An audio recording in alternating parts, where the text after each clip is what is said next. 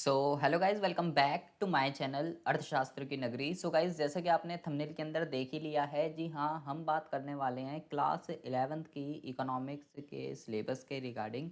वो सभी स्टूडेंट जो भाई क्लास 11th में हैं और 2024-25 जो है उनका सेशन है, उनका जो है मिड टर्म का सिलेबस क्या रहने वाला है, कौन कौन से चैप्टर्स, कौन कौन से टॉपिक्स जो है उनको पढ़ने हैं, क्या एडिशनल टॉपिक है, क्या डिलीशन टॉपिक है, सारी की सारी चीज़ें जो है इस वीडियो के अंदर जो है डिटेल में जो है बात करने वाले हैं। तो सबसे पहले तो वह हम बात करने वाले हैं आपकी सांख्यिकी की बुक की स्टैटिस्टिक वाली जो आपकी बुक है, इसमें आपको कौन-कौन से चैप्टर्स पढ़ने हैं, ठीक है? कौन-कौन से चैप्टर नहीं पढ़ने हैं, मिड टर्म के सिलेबस में आपका जो है क्या-क्या आने है। तो जैसा कि आप देखेंगे कि अगर हम सांख्यिकी वाली बुक की अगर हम बात करते हैं, तो सांख्यिकी वाली बुक में सबसे पहले अगर हम यूनिट 1 की बात करते हैं, तो यूनिट 1 के अंदर आपको जो है इंट्रोडक्शन पूरा का पूरा पढ़ना है, जिसमें आपको जो है अर्थशास्त्र क्या होता है, अर्थशास्त्र में सांख्यिकी का क्या अर्थ होता है, उसके क्या कार्य होते हैं, उसके क्या महत्व होते हैं।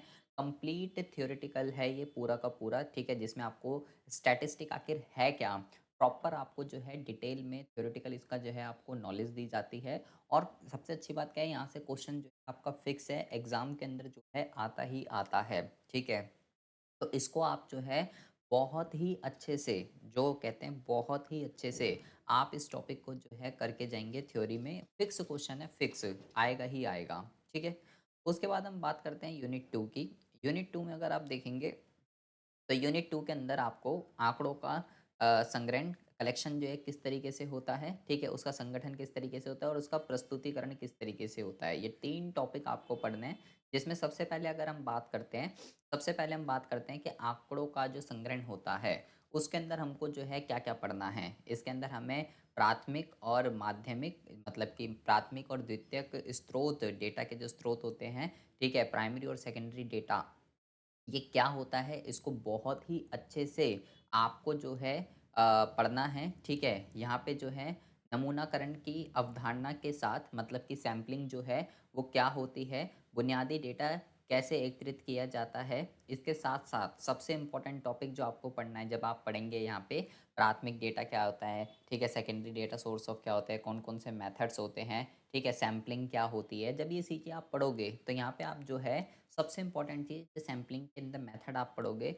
ठीक है? इसके जो है 2 तरीके के, एक होता है रैंडम, ठीक है? यादृच्छिक, और एक होता है नॉन रैंडम, ठीक है? ये मेथड जो है बहुत ही ज़्यादा इम्पोर्टेंट है एग्ज़ाम के पॉइंट ऑफ व्यू से, फिक्स टॉपिक है, इससे एग्ज़ाम से क्वेश्चन आता ही आता है, इसको आप जो है बहुत ही अच्छे से करके जाएँगे, ठीक है? इसके अलावा प्राथमिक और द्वितीयक जो आँकड़े होते हैं, जो डेटा सोर्स होते हैं, उसमें इसकी विधियाँ होती हैं, ठीक है?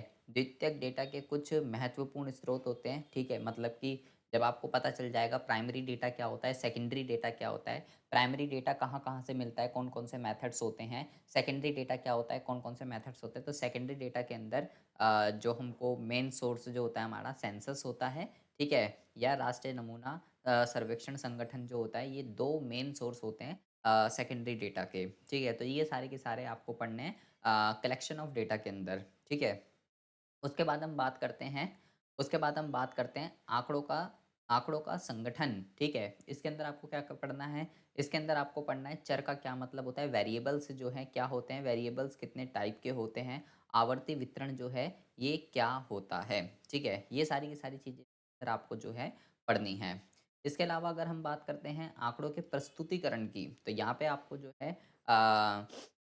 टैबुलर फॉर्म में किस तरीके से डेटा को प्रेज़ेंट किया जाता है, चित्र के रूप में डेटा को किस तरीके से प्रेज़ेंट किया जाता है, कई तरीके के ग्राफ यहाँ पे आपको समझाए जाएँगे, जैसे कि दंड आरेख क्या होता है, पाई आरेख क्या होता है।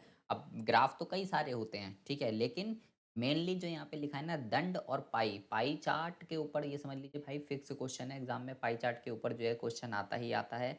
तो कोई सा आप करिए या कोई सा ना करिए, लेकिन जो दोनों यहाँ सिलेबस के अंदर लिखे हुए हैं, ये तो आप भाई करके ही जाएँगे, ठीक है? इसके अलावा आवर्ती आरेख जो है, ग्राफ़िकल प्रस्तुतिकरण, यहाँ पे आप देखेंगे, ये सारे के सारे आप ग्राफ़ जो है, ये सारे के सारे ग्राफ़ जो है आप पढ़ के जाएँगे। हिस्टोग्राम क्या होता है, बहुभुज क्या होता है, त्वरण क्या होता है, ये सब आपके सिलेबस में जो है पूछे गए हैं, ठीक है?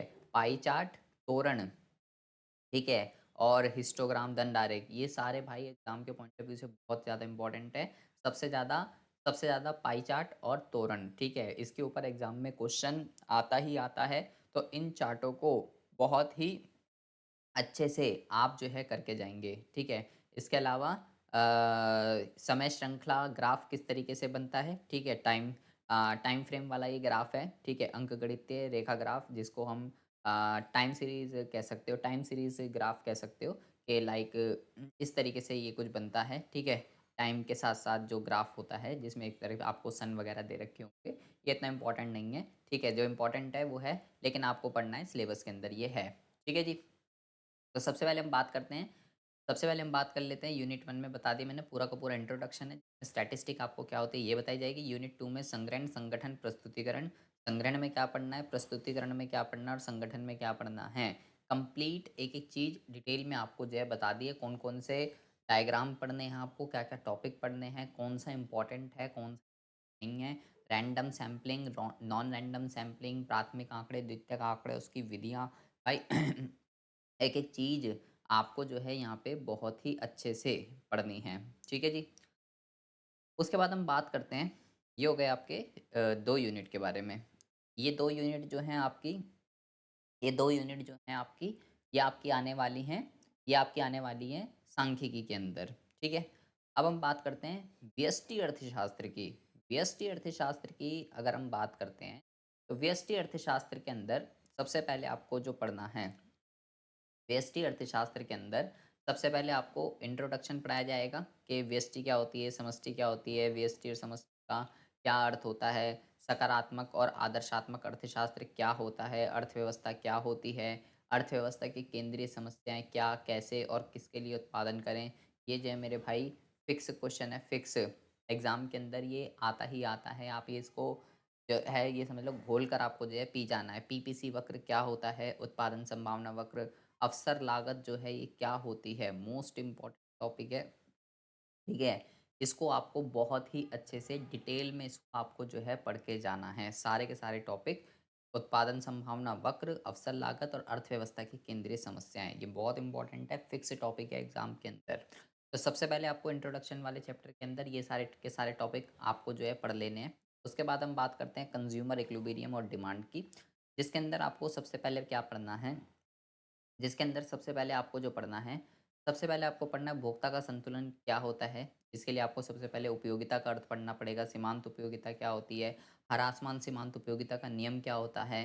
सीमांत उपयोगिता विश्लेषण का उपयोग करके उपभोक्ता का संतुलन किस तरीके से निकाला जाता है? उसकी सारी की सारी स्थितियाँ, एक वस्तु की स्थिति में, 2 वस्तु की स्थिति में, ये सारी की सारी चीज़ें आपको जो है इसके अंदर पढ़नी पड़ेगी। इसके अलावा दूसरा जो मेथड होता है उपभोक्ता के संतुलन का उदासीनता वक्र विश्लेषण, इसके मेथड से कैसे निकलता है, इसके लिए आपको पहले उपभोक्ता का बजट क्या होता है, बजट सेट क्या होता है, बजट रेखा क्या होती है एंड उपभोक्ता की प्राथमिकताएँ क्या होती है, उदासीनता वक्र, उदासीनता मानचित्र, ये सब क्या होता है और इसके अकॉर्डिंग कंज्यूमर इक्विलिब्रियम पे कैसे आता है, ठीक है? ये दोनों के दोनों मेथड में से भाई एक मेथड फिक्स है, एग्ज़ाम के अंदर ये आएगा ही आएगा, ठीक है? तो इसको आप जो है बहुत ही अच्छे से जो है करके जाएँगे, पढ़ के जाएँगे। इसके अलावा डिमांड जो है, माँग जो है वो क्या होती है, बाज़ार माँग क्या होती है, उसके निर्धारक तत्व कौन से होते हैं, माँग अनुसूची, माँग वक्र, उसका ढलान क्या होता है और माँग वक्र में गति, बदलाव, ठीक है? कब राइटवर्ड शिफ्ट होता है, कब लेफ्टवर्ड शिफ्ट होता है, कब विस्तार होता है, कब संकुचन होता है, इसके क्या रीज़न हैं? ये बहुत ही ज़्यादा इम्पोर्टेंट है एग्ज़ाम के पॉइंट ऑफ व्यू से। इसके अलावा माँग माँग माँग लोच की कीमत की अगर बात करें तो माँग की कीमत लोच क्या होती है? इसको प्रभावित करने वाले कारक कौन से हैं? माँग की कीमत लोच का माप प्रतिशत विधि से और कुल व्यय विधि से, इन दोनों मेथड को आप पढ़ के जाएँगे, ठीक है? इसके अलावा जो है और कोई भी मेथड जो है नहीं पढ़ के जाएँगे। अगर ये सिर्फ़ 2 लिखे हुए हैं, तो सिर्फ़ यही 2 मेथड जो है आप पढ़ के जाएँगे। मेथड और भी होते हैं, लेकिन आपके सिलेबस में अभी सिर्फ़ इतना ही है, प्रतिशत विधि और कुल व्यय विधि, तो सिर्फ़ यही विधियाँ जो हैं आपको पढ़ के जानी हैं, ठीक है? उसके बाद हम बात करते हैं उत्पादक का व्यवहार और पूर्ति की, जिसमें आपको जो पढ़ के जाना है, उत्पादक का व्यवहार और पूर्ति। इसमें आपको सबसे पहले आपको पढ़ना है उत्पादन फलन का मतलब क्या होता है, ठीक है? अल्पकालीन उत्पादन फलन और दीर्घकालीन उत्पादन फलन क्या होता है? टीपी, एपी, एमपी, ठीक है? टीपी, एपी, एमपी कुल उत्पाद, औसत उत्पाद, सीमांत उत्पाद। ये आपका क्या होता है? कारक के प्रतिफल में 2 टाइप के होते हैं, जिसमें आपको जो सिर्फ़ पढ़ना है वो पढ़ना है परिवर्ती अनुपात के प्रतिफल का नियम। सिर्फ़ यही आपके सिलेबस में है और कुछ आपके सिलेबस में जो है नहीं है, ठीक है? इसलिए बता रहा हूँ क्योंकि जैसे अब ये मेथड्स हैं, इसमें 3 मेथड होते हैं, 2 ही हैं। इसमें 2 होते हैं लेकिन आपके सिलेबस में 1 ही है। तो आपको क्या पढ़ना है, क्या नहीं पढ़ना है, ये आपको पता होना चाहिए कि आपके सिलेबस में जो है क्या चीज़ें हैं, क्या चीज़ें नहीं हैं। बुक में तो क्या हो सकता है आपके लिए एक्स्ट्रा दे रखा हो आपको पढ़ने के लिए, लेकिन आपके जब वो सिलेबस में नहीं है तो वहाँ से जो है कोई भी क्वेश्चन नहीं पूछा जाएगा, तो आपको उसको बेमतलब पढ़ने की जो है कोई वो नहीं है, आपको जो सिलेबस में है वो पढ़ लो, वो ही बहुत बड़ी बात है।